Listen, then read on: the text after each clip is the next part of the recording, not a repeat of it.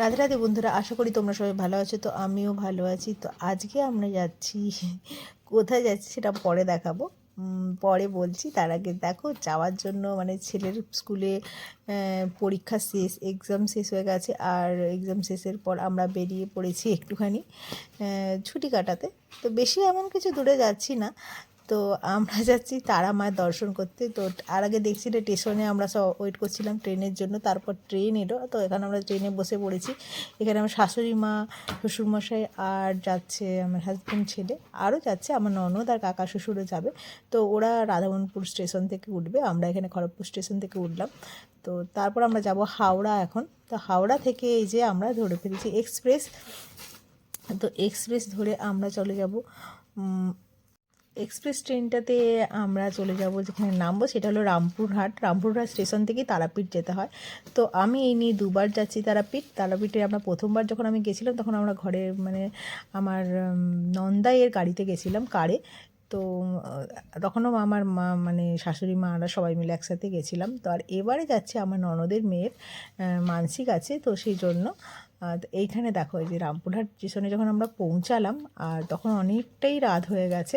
তো আমাদের hotel book করাই ছিল তারাপীঠে। তো এখান থেকে আমরা নিয়ে নেব একটা হলো অটো, দিয়ে তারপর আমরা যাব তারাপীঠে। আর দেখো স্টেশনটাও দেখো, তারা মায়ের মন্দিরের আদলে করা, কি সুন্দর লাগছে স্টেশনটা।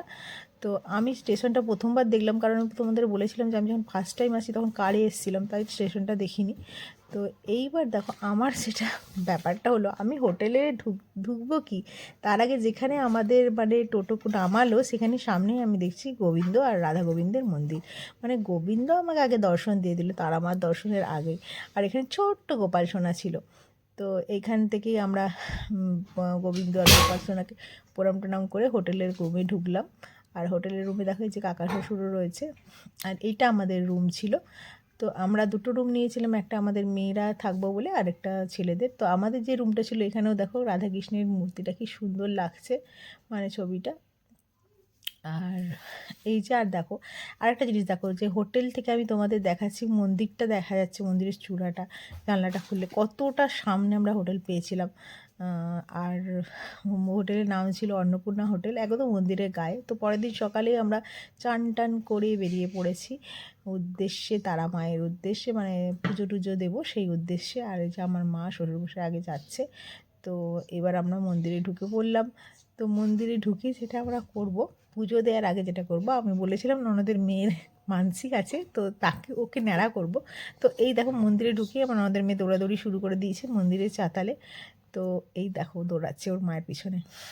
তো ওর যে লম্বা লম্বা চুলগুলো আছে, এগুলো এক্ষুনি কিছুক্ষণের জন্য, এরপরে ন্যাড়া হয়ে যাবে ও। কারণ এটা মানসিক ছিল, ওর মানসিকের জন্যই আমাদের আসা। আর আমার মা ফার্স্ট টাইম তারাপীঠ আসছে, মা কখনও তারা মায়ের মানে তারাপীঠ আসেনি। তারা মাকে কোনোদিনও দর্শনও করেনি তারাপীঠে এসে। তো মায়ের খুব ইচ্ছা ছিল দর্শন করা, তাই মাকে আমি নিয়ে এলাম।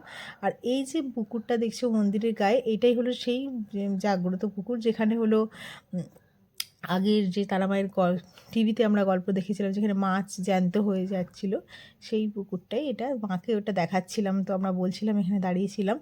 আর প্রচণ্ডই ভিড় রয়েছে, এমনিতে তারাপীঠে সবসময় ভিড়ই থাকে। তো আজকে তাও ওরা বলছে ভিড়টা কম, নাকি কালকে শনিবারে নাকি ভিড় আরও বেশি হবে। আর পাশে দেখো ওর দাদা ন্যাড়া হয়ে বসে আছে।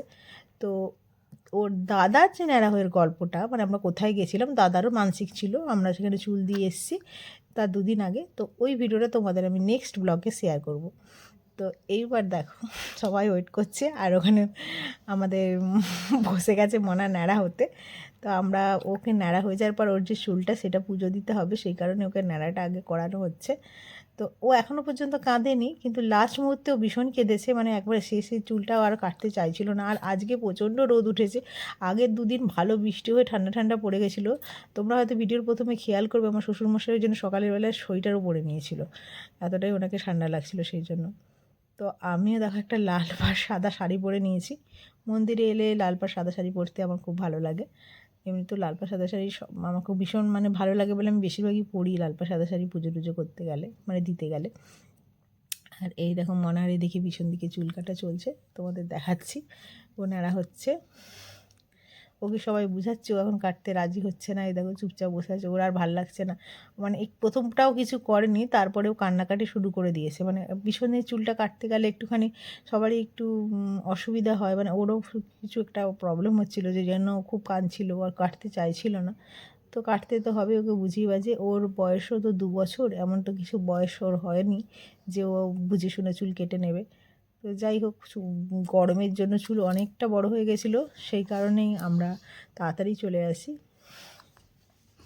এই শেষের চুলটাও কিছুতেই কাটতে দেবে না, খুব কাটাকাটি করছিলো। তো ওর চুল কাটার পর ওকে আমরা ওখানে চান টান করি, জামা কাপড় চেঞ্জ করিনি পুকুরের ওখানে জল ছিল, ওখান থেকে জল নিয়ে এসে দেওয়া হয়। তারপরে এই যে হাতে যে আমার হাজবেন্ডের হাতে যে মালাটা তোমরা দেখছো, ওই মালাটা যেন তো অনেকটা কম দামে একদিন বিক্রি করেছিল, আমি নিয়ে নিয়েছিলাম। আর এই মালাটা আমি নিজের হাতে তার আমাকে পরিয়েছি, তো এটা আমার সবচেয়ে ভালো লেগেছিলো। তো এইখানে দেখো আমরা প্রসাদ নিচ্ছি, আর আমাদের যে মানে পান্ডা, তিনি খুবই ভালো ছিলেন। তো ওনার জন্যই আমরা তারামাকে একদম সামনে থেকে মানে ছুঁয়ে টাচ করে পুজো দিয়েছি। গতবারও এত ভালো করে পুজো দিতে পারিনি। এখানে কুন্তলের গায়ে জবা ফুলের কেশরগুলো লেগে যাচ্ছিলো, তো ওই জন্য ঝাড়ছিল। ফুলের মালাটা খুবই ভালো ছিল, আর এখানে জবা ফুলের মালা কি সস্তা, আমাদের ওখানে তো এমনি সিঙ্গেল মালাই কত দাম নেয়। আর এই যেখানে পুজোর ডালা আমরা নিয়ে নিয়েছে। তো এবার আমরা যাচ্ছি পুজো দিতে। তো এই যে পুজো দেওয়ার জন্য যাচ্ছি এগিয়ে, আর এই দেখো মায়ের মন্দিরে যথেষ্ট ভিড় আছে। আর জেনারেল যেটা লাইন ছিল সেটাও পিছন দিকে ছিল, জেনারেল লাইন বিশাল বড়, তো সেখানে লাইন দিলে মিনিমাম 4 থেকে 5 ঘন্টা লাগবে বলেছিল। আর যেখানে আমাদের পাশে 2জন বাচ্চা ছিল, আমার ছেলে আর আমার ননদের মেয়ে, ও তো ভীষণই ছোট, তো ওরও তো ভীষণ খিদে টিদা পেয়ে গেছে। তো সেই কারণে হলো আমরা আর রিস্ক নিয়ে জেনারেল লাইনে যাওয়ার জন্য। আমাদের যে পান্ডা ছিল ও বলেছিল একটা স্পেশাল টিকিট কেটে আমরা ভিতর দিয়ে তাড়াতাড়ি 1 ঘন্টার মধ্যে পুজো দিয়ে দিতে পারবো। তো সেই কারণে আমাদের এই যে এতজন মিলে আমরা যে পুজো দিয়েছিলাম, আমাদের টোটাল 2000 টাকা নিয়েছিল পান্ডা পুজো দেওয়ানোর জন্য। সেই 2000 টাকার কুপনটা কেটে আমরা ভিতরের গেট দিয়ে পুজোর জন্য যাচ্ছিলাম।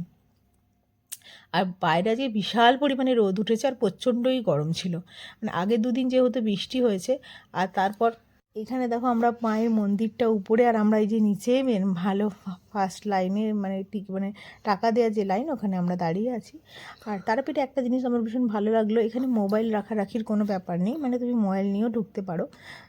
তো সেটা ওদের তোমার ব্যাপার, যে তোমার মোবাইল হারালেও ওরা দায়ী না, সেটা তুমি তোমার মোবাইল কীভাবে রাখবে সেই জন্য। তো ফটো তোলাও কোথাও নিষেধ বা কিছু বলছিল না। তো এখানে সামনে ঢুকতেই আমরা যেখানে দেখলাম মায়ের পাতে আমাদের যে এই ছিল, সেটি বললেন যে আলতাগুলো ঢালতে, আমাদের হাতে আলতা শিশিগুলো মায়ের পায়ে পরিয়ে দিতে পারো। তো আমরা মায়ের পায়ে আলতা দিয়ে প্রণাম করলাম। আর এই যে এবার মন্দিরের উদ্দেশ্যে বেরিয়েছি, দেখো দূর থেকে মাকে দেখা যাচ্ছে। তো ভিডিওটা আমি এখানে আর মাকে দেখাবো না তোমাদের, কারণ মায়ের কাছে যাবো, তো এই জন্য বন্ধ করলাম। আর এখন যে ভিডিওটা তোমরা দেখছো, আমরা পুজো করার পর মাকে ছুঁয়ে, মাকে ভালো করে মানে ফুলের মালা টালা সবই দিয়েছি। আর এখানে নিয়ে নিয়েছি আমি আকন্দ ফুল।